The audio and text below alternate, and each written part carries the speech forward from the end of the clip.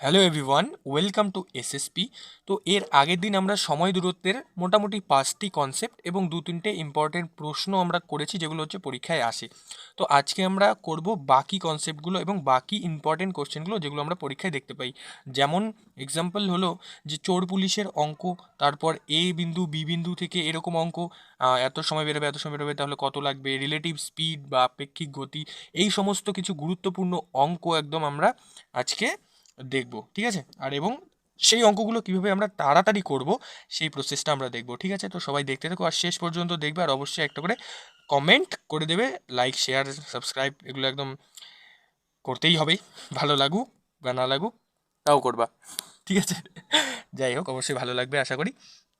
দেখো, তো 1 নম্বর প্রশ্নে কি বলেছে, রাম এ বিন্দু থেকে বি বিন্দুর দিকে 10টার সময় যাত্রা করে। 10টার সময় যাত্রা করে, কয়টার সময়? 10টার সময়।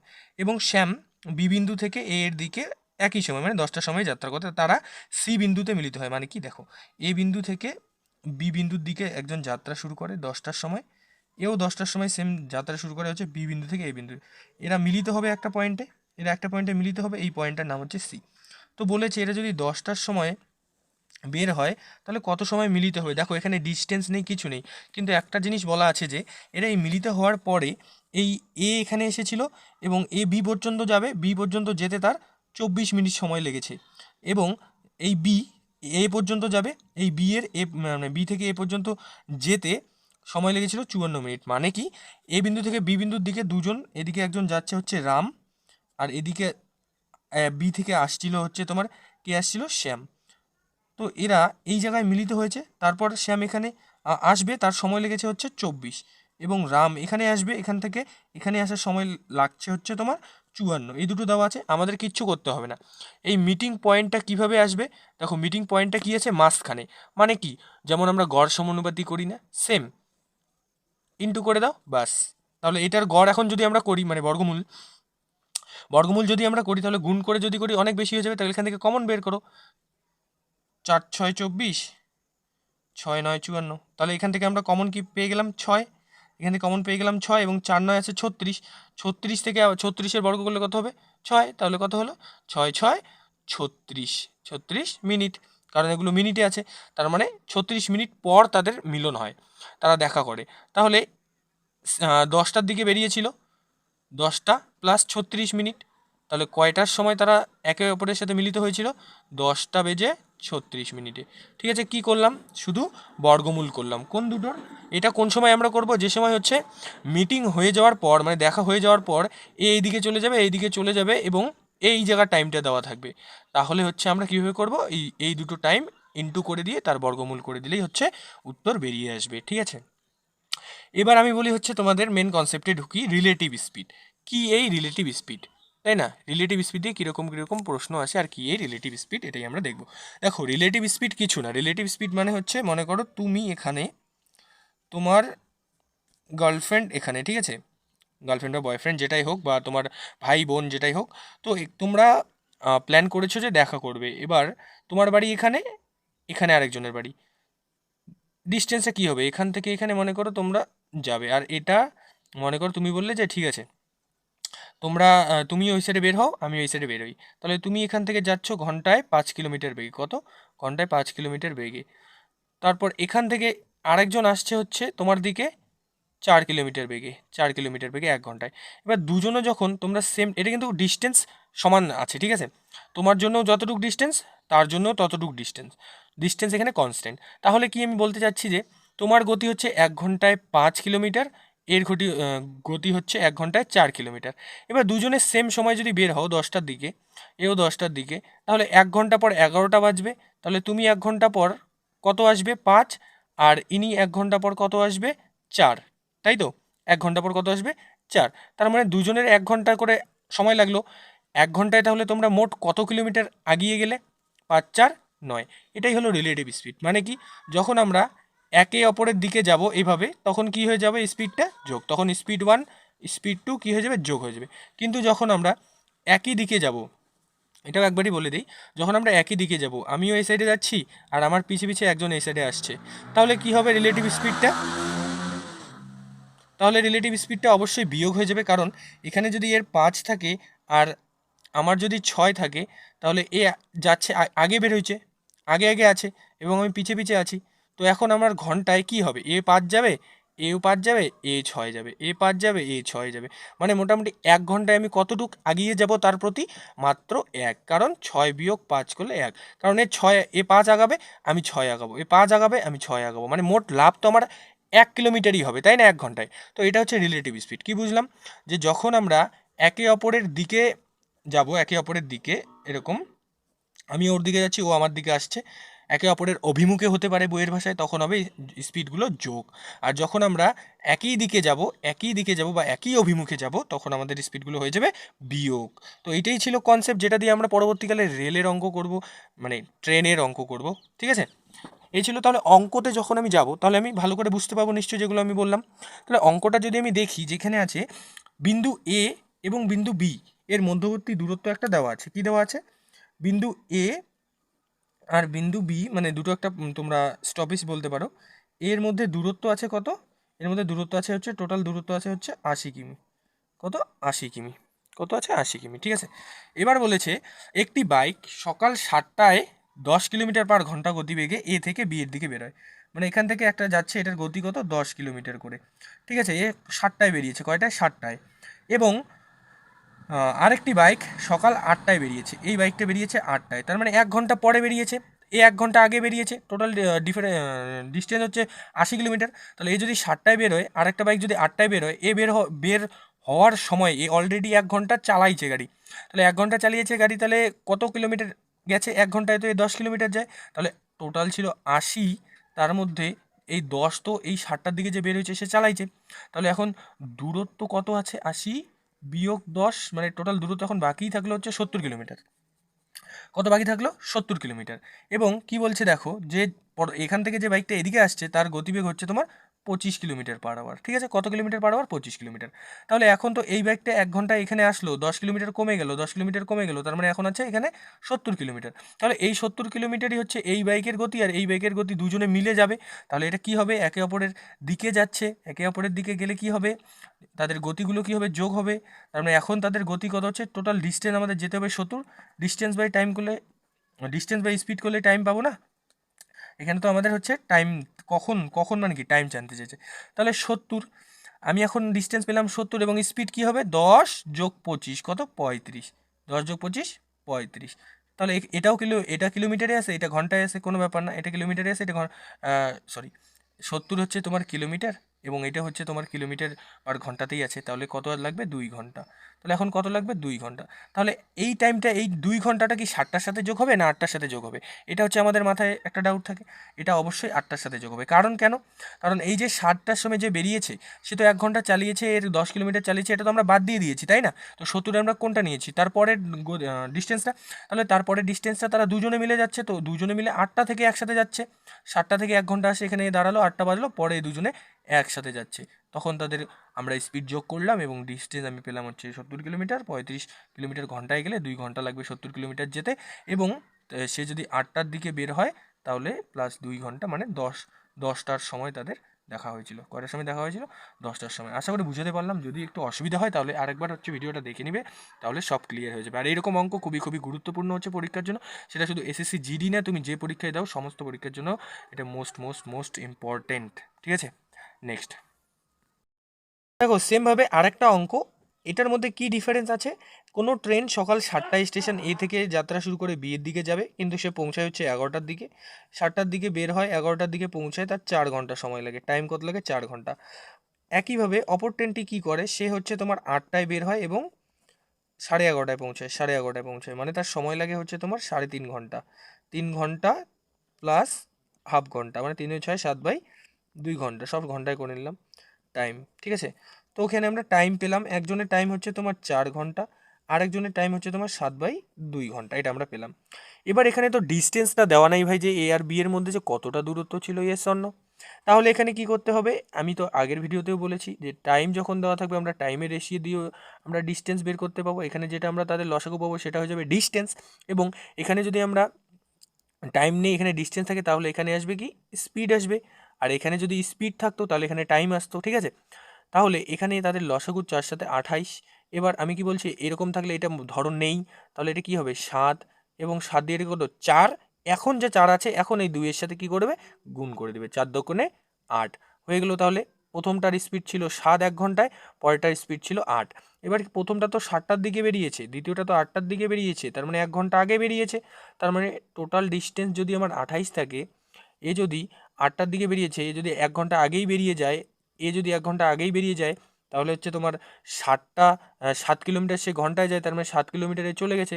তার মানে এখন আমাদের দুটা ট্রেন মিলে কতটুকু ডিস্টেন্স কভার করবে 21, এবং দুটা ট্রেনের স্পিড কত, এটা 7 এটার 8, এবার তারা একে অপরের দিকে যাচ্ছে, তার মানে কি এটা যোগ হবে।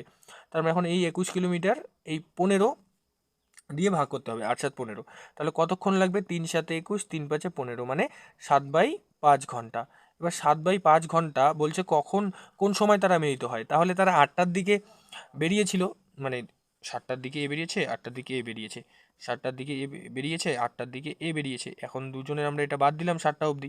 এখন এখান থেকে যেটা হবে, এখান থেকে যেটা হবে, এটাই তো তাদের রিলেটিভ স্পিড, সেই হিসেবে আমরা বের করলাম যে 7/5 ঘন্টা পর তারা মিলিত হবে। এবার 7/5 ঘন্টা এটাকে যদি করি মিনিটে, তাহলে কত হবে 7/5 মিনিট করার জন্য, ঘন্টাকে মিনিট করার জন্য কী করতে হয় 60 দিয়ে ভাগ করতে হয়। এবার 60 দিয়ে ভাগ, এটা নিচে যদি ভাগ করি এটা গুণ হয়ে যাবে, তাহলে যদি আমি করি 5 × 60 মানে 7 × 84 মিনিট, তাহলে 84 মানে মিনিট মানে কি 1 ঘন্টা প্লাস 24 মিনিট। তাহলে 8টার দিকে বেরিয়েছে, তাহলে 8টা একটা হচ্ছে 9টা বেজে 24 মিনিট, 9টা বেজে 24 মিনিটে হচ্ছে তাদের দেখা হয়েছিল। এগুলো সোজা অঙ্ক ভাই, আমি বোঝাচ্ছি জন্য আমার একটু টাইম লাগছে, তোমরা যখন বুঝে যাবে তখন খুব ইজিলি করতে পারবে। আর এগুলো অঙ্ক পরীক্ষায় তোমরা ডিট্টো দেখতে পাবে। যদি কোশ্চেনের লেভেল একটু হার্ড করে, মানে অনেকেই বলে যে কোশ্চেন কঠিন হয়েছে, তাহলে হচ্ছে এরকম অঙ্ক আসবে, যে এই টাইপের যেগুলো আমরা আজকের ভিডিওতে করবো। এই জন্য ভিডিওটা সবাই শেষ পর্যন্ত দেখবি। আর বেশি অঙ্ক নেই, কিন্তু কনসেপ্ট অনেক আছে বোঝার মতো, ঠিক আছে। এখন আমরা মেন যেটা ইম্পর্টেন্ট চোর পুলিশের অঙ্কে যাই। যে চোর পুলিশের অঙ্কের কেসটা কি দেখো, 3টে স্টার দিয়ে রেখেছি, ঠিক আছে, খুবই ইম্পর্টেন্ট। এখানে কি হবে, একটা পুলিশ একটা চোর, দুজন লোক থাকবে। চোর হচ্ছে এরকম থাকবে যে 100 মিটার আগে আছে বা 150 মিটার আগে আছে, পুলিশ দেখতে পাবে এবং চোর পুলিশকে দেখে পালাবে, পুলিশও তার পিছে পিছে পালাবে, পুলিশ তাকে ধরার চেষ্টা করবে। অবশ্যই পুলিশের গতিবেগ বেশি থাকবে, তাহলেই চোরকে ধরতে পাবে, আর যদি চোরের গতিবেগ বেশি থাকে তাহলে চোর পালিয়ে যাবে, ঠিক আছে। এবার প্রশ্ন কী কী থাকবে, যে চোরকে ধরতে কত সময় লাগবে, চোর কতটা দূরে গিয়ে ধরা পড়বে, পুলিশ চোরকে কত দূর গিয়ে ধরবে, মানে ডিফারেন্সটা, ঠিক আছে।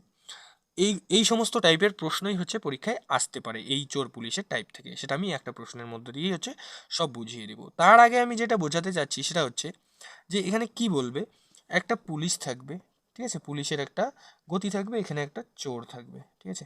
এই পুলিশটা এই চোরটাকে দেখতে পেলো 150 মিটার দূর থেকে, যেটা এখানে বলেছে 150 মিটার দূর থেকে একটি চোরকে দেখে এবং তাড়া শুরু করেন, মানে ধরার জন্য। চোরের গতি 5 মিটার/সেকেন্ড, চোরের গতি কত 5 মিটার/সেকেন্ড, এবং পুলিশের গতি কত 7 মিটার/সেকেন্ড, পুলিশের গতি কত 7 মিটার/সেকেন্ড। এবার কি হবে, পুলিশ চোর দৌড়াবে দৌড়াবে দৌড়াবে, চোর হচ্ছে সেকেন্ডে 5 যাবে, পুলিশ হচ্ছে সেকেন্ডে 7 যাবে, ঠিক আছে। তাহলে 1 সেকেন্ডে তাদের লাভ কত হবে, 1 সেকেন্ডে লাভ কত হবে, রিলেটিভ স্পিড ভাই মনে করো, একই অভিমুখে যাচ্ছে, চোরও ওইদিকে যাচ্ছে, পুলিশও ওইদিকে যাচ্ছে, এ 7-এ যাচ্ছে, এ 5-এ যাচ্ছে, ডিফারেন্স কত 2, মানে এখন 1 সেকেন্ডে তারা 2 মিটার 2 মিটার যাচ্ছে, 1 সেকেন্ডে তারা 2 মিটার যাচ্ছে, 1 সেকেন্ডে 2 মিটার যাচ্ছে, মানে লাভ হচ্ছে, ঠিক আছে। তাহলে এবার বলো যে চোর পুলিশটি মানে চোরকে কতক্ষণের মধ্যে ধরে ফেলবে, কত টাইমের মধ্যে। এবার আমি যদি এই চোরকে ধরতে যাই, আমার শুধু সে কত ডিস্টেন্স এগুলো আমার দেখার দরকার নেই, আমি তো এই 150 মিটার পরে থেকেই রানিং শুরু করেছিলাম চোরকে ধরার জন্য, তো আমার শুধু এই 150 মিটার কভার করলেই তো হবে, ইয়েস অর নো বল। আমিও দৌড়াচ্ছি, ও দৌড়াচ্ছে, কিন্তু আমার তো এই 150 মিটারই কভার করতে হবে, আমার তো আর পুরোটা কভার করতে হবে না, চোরকে আমি ধরে ফেলবো, কারণ চোরের আমি 150 মিটার পিছনেই ছিলাম। তাহলে 150 মিটার যদি দৌড়াই আমি, তাহলে আমি চোরকে ধরতে পাবো, কিন্তু চোরও তো আমার সাথে সাথে দৌড়াবে, এর জন্য আমি 1 সেকেন্ডে 7 মিটার দৌড়ালেও চোর তো আরও 5 মিটার এগিয়ে যাচ্ছে, তাহলে চোর 5 মিটার এগিয়ে যাচ্ছে, আমি যদি 1 সেকেন্ডে 7 মিটার দৌড়াই, চোর আরও 5 মিটার এগিয়ে যাচ্ছে, তাহলে আমার লাভ হচ্ছে 1 সেকেন্ডে 2 মিটার, এখন রিলেটিভ স্পিড আসলো বা আপেক্ষিক গতি, 1 সেকেন্ডে 2 মিটার।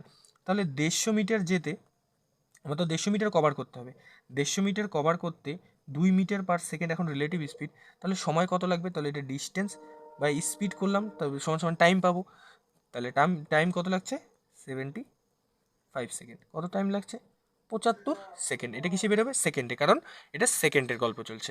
ঠিক আছে, তাহলে কত টাইম লাগবে? 75 সেকেন্ড। তাহলে প্রথম প্রশ্নটা উত্তর পেয়ে গেলাম। চোরকে ধরতে কত সময় লাগবে? চোরকে ধরতে সময় লাগবে হচ্ছে তোমার 75 সেকেন্ড। এবার বলছে চোর কতটা দূরে গিয়ে ধরা পড়বে। কতটা দূরে গিয়ে ধরা পড়বে, ঠিক আছে, মানে টোটাল দূরত্ব জানতে চেয়েছে কি?